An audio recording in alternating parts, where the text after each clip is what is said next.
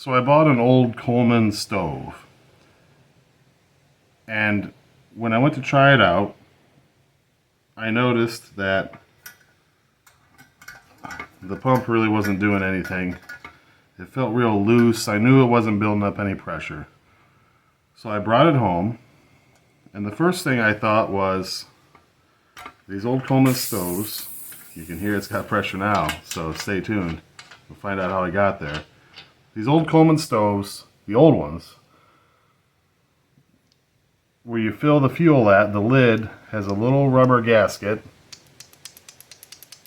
and a screw, and sometimes that gasket can fail. Sometimes it just dry rots away, especially when these have been sitting in a garage for decades. So I went and got one of my fuel tank lids off a newer Coleman. It fits right on there, same size and everything. And I went to pump it up, still nothing. That's how I eliminated this as being, well, almost eliminated this as being a problem. I knew that even if this was good, something else was still bad. The next thing I thought was the pump itself. Now to get this pump off, there's two little holes in the side here, and there's this metal ring. You got to get a screwdriver or some needle nose and just pop that metal ring off. You might have to unscrew this from the check valve. But you can pull this whole thing right out. If this had been screwed in, you might have to unscrew it so it comes out too. So the next thing I looked at was the cup. Newer Coleman stoves will have a plastic cup, but this one's leather. It'd been dried out for a long time, real dry, and when it dried, it kind of shrank in on itself. Kind of like a flower closing. So I soaked it in oil. Baseball glove oil is the best, or there's foot oil, things like that. I didn't have any of those things around, so I just used WD-40. I soaked it until it wasn't brittle anymore. It was pliable to where I could move it without fear of breaking it. And I flopped it all the way back on itself. I let it sit there for a while like that. The reason I did that was because I don't want it to be closed like a flower. I want it to be kind of open,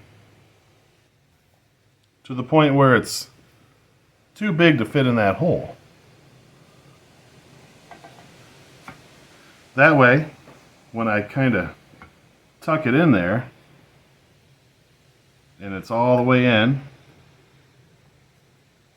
see, that's a good sign. It's taking a little bit to get it in there. When I get it in there, and it's in the chamber, it wants to open back up. It's pushing against the sides of this chamber. Oh, I forgot something, didn't I? I forgot to put this back in. At this point, you would just reinstall this clip on those two holes, use a screwdriver, or just to test it out, just hold it with your finger, and you can feel now, I can feel now it's definitely more resistance. This valve is closed, the fuel fill lid is closed, and I can feel when I'm pumping it, I'm getting some resistance. It's building up pressure.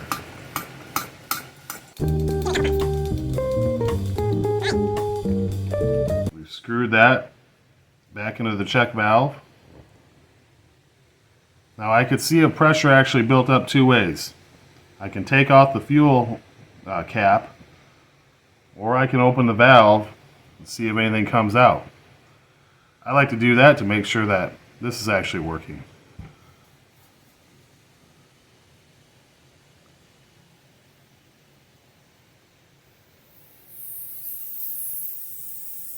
Oh yeah, you hear it? I can feel it. I feel it. Alright, let's close that back up. Let's see if we get any sound when I take the fuel fill cap off. Oh yeah, So now, to make sure the original fuel fill cap isn't bad or leaking, we can put that on. We'll pump it up a bunch more times.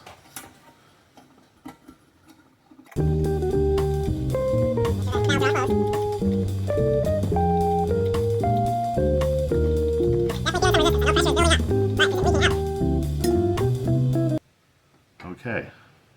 Let this sit for a few minutes and then unscrew this and see if you hear anything. I let it set for 10 or 15 minutes. If it's leaking, it'll probably all leak out by then.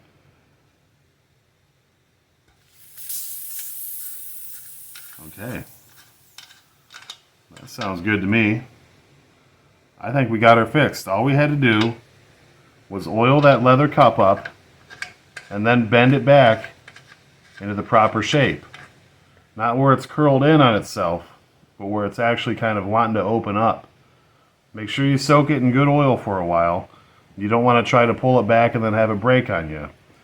This is from 1966. That leather is old, and if it's been dry a long time, it could be brittle. So give it a good soaking. Let it soak overnight. I know you're excited, I know you're in a hurry, but be patient. The trick I used was I took a little shot glass I had laying around the house. It's kind of got a curved bottom to it, and I just kind of flipped this back on itself and just kind of plopped it in there. It's going to want to go back to that shape. It's been in that shape for decades, but we want to encourage it to open up a little bit. Let it sit like that for a while. While that leather softens up with a little bit of oil, wipe off any excess oil. You don't want too much. Again, you've got to have friction between the leather cup and the sides of the chamber. And if it's too oily, you're not going to get that friction.